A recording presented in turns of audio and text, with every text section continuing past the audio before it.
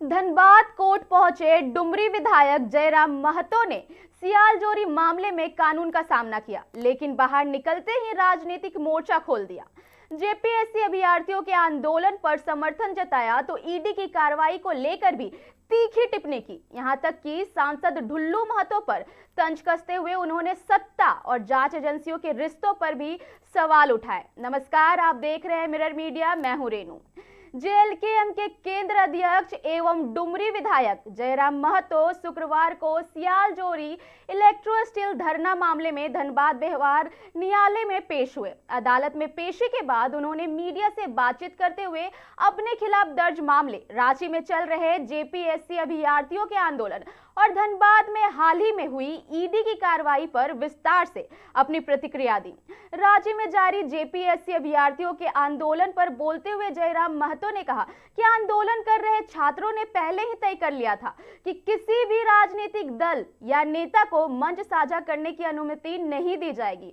उन्होंने कहा कि छात्रों के इस निर्णय का सम्मान करते हुए वे आंदोलन के मंच पर नहीं गए, लेकिन छात्रों की मांगों के समर्थन में हर संभव सहयोग दिया। उन्होंने बताया कि देवेंद्र नाथ महतो लगातार आंदोलन का नेतृत्व कर रहे हैं और अभ्यर्थियों के अधिकारों की लड़ाई मजबूती से लड़ रहे हैं। इसके अलावा धनबाद में हाल ही में हुई ईडी की कार्रवाई पर प्रतिक्रिया देते हुए विधायक ने कहा कि जिन लोगों ने अवैध तरीके से संपत्ति अर्जित की है, उनके खिलाफ जांच एजेंसियों की कार्रवाई स्वाभाविक है। इस दौरान उन्होंने सांसद ढुल्लू महतो पर भी राजनीतिक हमला बोलते हुए कहा कि यदि किसी को ईडी की कार्रवाई से बचना है तो दिल्ली जाकर एनडीए का दामन थाम ले।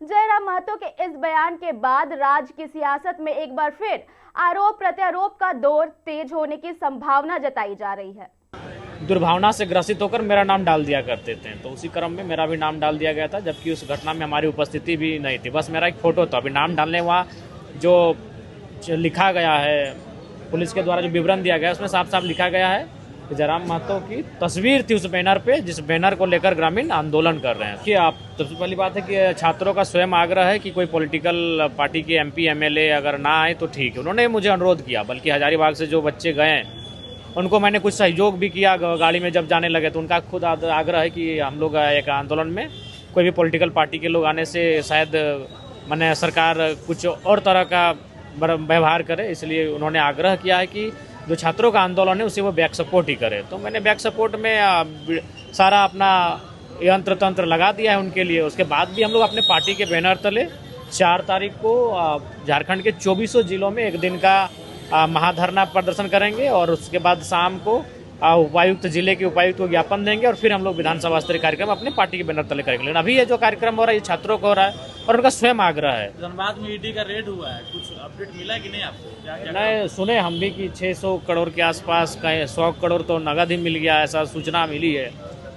लेकिन धनबाद में तो बहुत सारा चीज़ मिलेगा, बहुत कुछ मिलेगा। हमें लगता है कि झारखंड के कई जिलों का जो मैंने जिला का बजट होगा, एक वर्ष का वित्तीय बजट, उतना हमको लगता है कि धनबाद में खाली केवल कोयला से काला धन छुपा हुआ है। और मैं उनसे भी कहूँगा जो कोयला के व्यापारी हैं, देखिए धन का 3 ही गति होता है, या तो उपयोग करिए, या तो दान करिए, या तो नष्ट हो जाएगा। कोई चौथा गति नहीं होता है धन का, और चौथा चरित्र नहीं होता है। तीसरा 3 ही चरित्र होता है।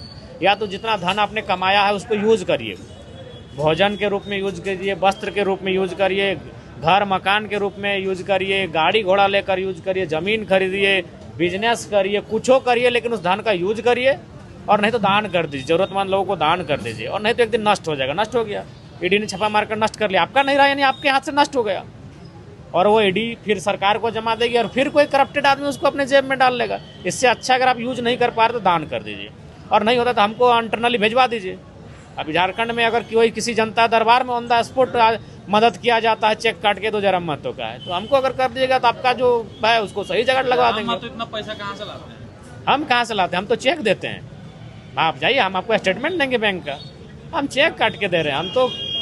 हम चेक काट के दे रहे हैं भैया, अपना वाइट पैसा दे रहे हैं। जो मेरी सैलरी है 2,13,000 उसको हम दे रहे हैं।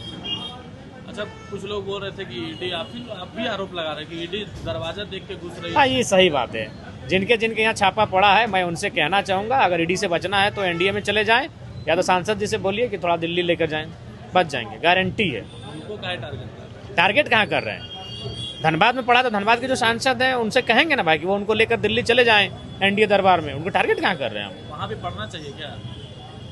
हम ये नहीं कह रहे, हम ये कह रहे हैं कि उनका पहुंच दिल्ली तक है। अगर वो उनके दल को में सम्मिलित हो जाएंगे और उनके साथ अगर दिल्ली एक बार चले जाएंगे तो हमको लगता है कि राहत मिल जाएगी। फिलहाल के लिए इतना ही। ऐसे ही और खबरों के लिए बने रहें मिरर मीडिया के साथ।